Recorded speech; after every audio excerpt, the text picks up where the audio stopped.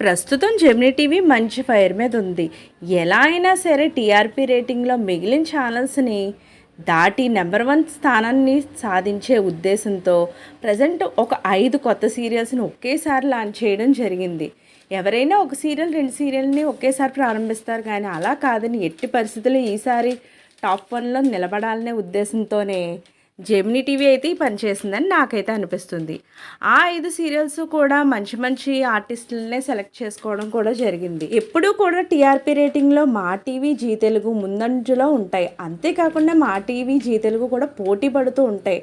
Top 1 position కోసం ఎప్పుడు పోటీ పడినా సరే టాప్ 1 మాత్రం మా టీవీ. ఎక్కువ ఛానల్స్ సీరియల్స్ అన్నీ కూడా టీఆర్పీ రేటింగ్తో ఉండేవి మా టీవీ ఎక్కువ ఉంటాయి, జీ తెలుగు తక్కువే ఉంటాయి. కానీ త్రినైని అనే సీరియల్ మాత్రం ఒకసారి టాప్ 1 టీఆర్పీ రేటింగ్ని సాధించింది, మా టీవీని బీట్ చేసింది కూడా.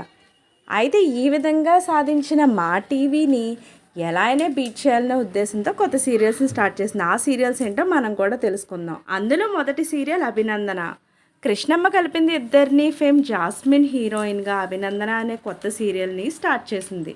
తెల్లగా ఉండే తను నల్లగా ఎందుకు మారింది, ఏ పరిస్థితుల దృష్ట్యా ఆ విధంగా ఉందనే కథతో ఇది ప్రోమో కూడా రిలీజ్ చేసింది. ఇక బిగ్ బాస్ ఫేమ్ వాసంతి. అవును, వాళ్ళిద్దరూ ఇష్టపడ్డారు. ఫేమ్ వాసంతిని హీరోయిన్గా నువ్వే కావాలి అనే కొత్త సీరియల్ని కూడా స్టార్ట్ చేయడం జరిగింది. ఇక మనకు బాగా పరిచయమైన బిగ్ బాస్ ఫేమ్ అలియాస్ మధురానగర్లో సీరియల్ హీరోయిన్ కీర్తి భట్ హీరోయిన్గా రాధా అనే సీరియల్ని ప్రారంభించడం జరిగింది. అయితే మధురానగర్లో కూడా హీరోయిన్ కీర్తి భట్ పేరు రాధే, అయితే ఇందులో సీరియల్ పేరే రాధగా ఉండడం మరొక విషయం. ఇక చాలా అందరికీ బాగా పరిచయమైన లిఖితామూర్తి, మన గుండె నిండా గుడిగంటలు fame hero Balu alias Vishnukanth హీరోయిన్లుగా మా ఇంటి దేవత అనే కొత్త సీరియల్లో ప్రారంభమవుతుంది.